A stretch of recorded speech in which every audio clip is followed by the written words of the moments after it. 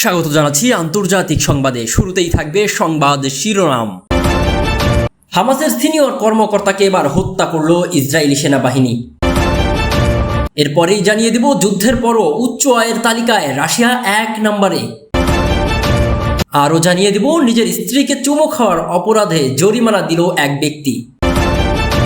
আর সবশেষে জানিয়ে দেব, ভারী বর্ষণে মুম্বাইয়ে ডুবেছে রাস্তাঘাট, বন্ধ ঘোষণা স্কুল কলেজ। এতক্ষণ শুনছিলেন সংবাদ শিরোনাম, এখন থাকছে বিস্তারিত। গাজা উপত্যকার স্কুলে ইসরায়েলি বিমান হামলায় ফিলিস্তিনিদের সশস্ত্র গোষ্ঠী হামাসের একজন সিনিয়র কর্মকর্তা সহ 4 জন নিহত হয়েছে।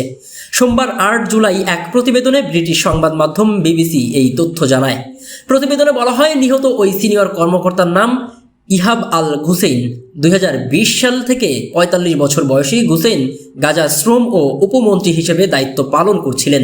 গত 3 মাস আগে তাকে গাজার উত্তরাঞ্চলে নতুন দায়িত্ব দেওয়া হয়।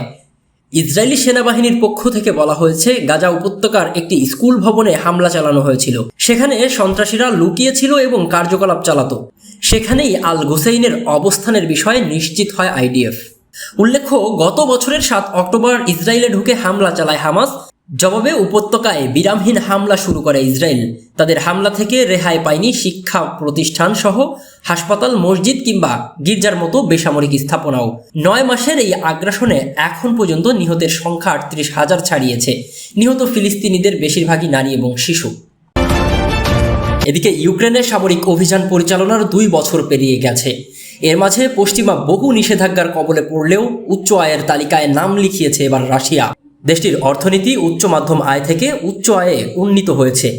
সম্প্রতি বিশ্ব ব্যাংক থেকে প্রকাশিত এক র্যাঙ্কিংয়ে রাশিয়াকে উচ্চ আয়ের তালিকায় স্থান দেওয়া হয়েছে।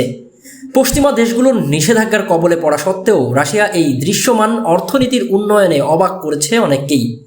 যেখানে পশ্চিমা বিশ্ব ভেবেছিল নিষেধাজ্ঞার কবলে রাশিয়ার অর্থনীতি ক্ষতিগ্রস্ত হতে পারে, সেখানে ঘটনা ঘটেছে ঠিক উল্টোটা। প্রতি বছর বিশ্বব্যাংক দেশের নাগরিকদের গড় আয় অনুযায়ী একটি তালিকা তৈরি করে। এই তালিকায় আগে রাশিয়া উচ্চ মাধ্যম আয়ের দেশে ছিল, কিন্তু এখন তারা উচ্চ আয়ের দেশের মর্যাদা পেয়েছে। বিশ্বব্যাংক দেশগুলোকে উচ্চ আয়, উচ্চ মধ্য আয়, নিম্ন মধ্য আয় এবং নিম্ন আয়ের দেশে বিভক্ত করেছে। বিশ্বব্যাংকের মতে, এক দেশের নাগরিকদের বার্ষিক গড় আয় 11,70,000 টাকা হলেই সেই দেশ উচ্চ মধ্য আয়ের তালিকায় স্থান পায়। রাশিয়া এই মানদণ্ড পূরণ করে এখন উচ্চ আয়ের দেশে পরিণত হয়েছে। কিভাবে সম্ভব হয়েছে এই উন্নয়নের? রাশিয়ার উন্নতির কারণ হিসেবে বিশেষজ্ঞরা পুতিন সরকারের নীতি এবং যুদ্ধের সময় দেশটির অর্থনৈতিক ব্যবস্থাপনাকে উল্লেখ করেছেন। যুদ্ধের সময় রাশিয়ার সেনাবাহিনীর ব্যয় বাড়ানো হয়েছে, যা দেশের সাধারণ নাগরিকদের আয় বাড়াতে সহায়ক হয়েছে। বিশেষ করে গ্রামাঞ্চলের বেকারদের সেনাবাহিনীতে নিয়োগ দেওয়া হয়েছে, যা তাদের আর্থিক অবস্থার উন্নতি করেছে। তবে রাশিয়ার এই উন্নতি নতুন চ্যালেঞ্জেরও জন্ম দিয়েছে। দেশটিকে এখন উচ্চ হারে কর আদায় করতে হবে। বিশেষজ্ঞদের মতে, করের বোঝা মূলত উচ্চবিত্ত নাগরিকদের উপর পড়বে, মধ্যবিত্তদের উপর তেমন প্রভাব পড়বে না। রাশিয়ার বিরুদ্ধে যে ধরনের আর্থিক ও অর্থনৈতিক আগ্রাসন চালানো হয়েছিল, তা অন্যান্য কোনো দেশ একসঙ্গে মোকাবেলা করেনি। তারপরেও রাশিয়ার এই অর্থনৈতিক উন্নয়নের চমক দেখিয়েছে এই বছর। এদিকে নিজের স্ত্রীকে চুমু খাওয়ার অপরাধে জরিমানা দিল ফ্রান্সের এক নাগরিক। ফ্রান্সের বারগান্ডি অঞ্চলে ট্যুর ডি ফ্রান্সের 7ম পর্যায়ের প্রতিযোগিতা চলছিল।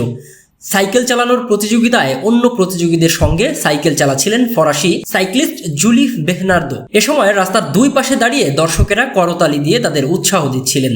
এ সময় দর্শকদের মধ্যে দাঁড়িয়ে থাকা ফরাসি সাইক্লিস্ট জুলি বেহনার্দো তার স্ত্রীকে দাঁড়িয়ে থাকতে দেখে সাইকেল থামিয়ে জড়িয়ে ধরে চুমু খান, আর এজন্য বেহনার্দোকে দিতে হলো জরিমানাও। এই ঘটনায় বেহনার্দ প্রতিযোগিতা চলাকালে অসৎ আচরণের মাধ্যমে খেলার ভাবমূর্তি নষ্ট করেছেন বলে অভিযোগ তোলে ইন্টারন্যাশনাল সাইক্লিং ইউনিয়ন ইউসিআই। এজন্য গত শনিবার তাকে 200 সুইফট বা $223 মার্কিন জরিমানা করা হয়। সামাজিক যোগাযোগ মাধ্যমে এক পোস্টে বেহনার্দ খেলার ভাবমূর্তি নষ্ট করার জন্য ইউসিআই এর কাছে ক্ষমাও চেয়েছেন। আর ওই প্রতিযোগিতায় 23.3 কিলোমিটার টাইম ট্রায়ালে দ্রুত গতিতে সাইকেল চালাতে হয়। এদিকে ভারী বর্ষণে মুম্বাইয়ে ডুবেছে রাস্তাঘাট, বন্ধ ঘোষণা করা হয়েছে স্কুল কলেজ। আসাম এবং বিহারের পর এবার ভারী বৃষ্টিপাতের কবলে পড়েছে ভারতের এই মহারাষ্ট্রের মুম্বাই শহর। এর ফলে শহরের বিভিন্ন এলাকার রাস্তাঘাট পানিতে ডুবে গেছে। ভোগান্তি এড়াতে অনেক এলাকার স্কুল কলেজ সহ সব ধরনের শিক্ষা প্রতিষ্ঠান বন্ধ রাখা হয়েছে। সোমবার এক প্রতিবেদনে এমন খবরই জানিয়েছে এনডিটিভি। গত 24 ঘন্টায় মুম্বাই এবং এর আশপাশের এলাকায় ভারী বৃষ্টিপাতের ফলে ব্যাপক জলাবদ্ধতা তৈরি হয়েছে। সোমবার রাত 1টা থেকে সকাল 7টা পর্যন্ত 300 মিলিমিটারের বেশি বৃষ্টিপাতের রেকর্ড করা হয়েছে। ভারতের আবহাওয়া বিভাগ আইএমডি মুম্বাই থানে পালঘর এবং কোঙ্গন বেল্টের জন্য অরেঞ্জ অ্যালার্ট সতর্কতা জারি করেছে। এক্ষেত্রে বিভিন্ন অঞ্চলে মাঝারি থেকে ভারী বৃষ্টিপাত ও তীব্র বজ্রপাতের সম্ভাবনা রয়েছে। সামাজিক মাধ্যমে কিছু ছবিতে দেখা যায় শহর জুড়ে হাঁটু থেকে কোমর পর্যন্ত পানির মধ্য দিয়ে হেঁটে যাচ্ছে মানুষ। রাস্তায় জলাবদ্ধ পরিস্থিতির কারণে শহর জুড়ে থমকে গেছে ট্রাফিক ব্যবস্থা।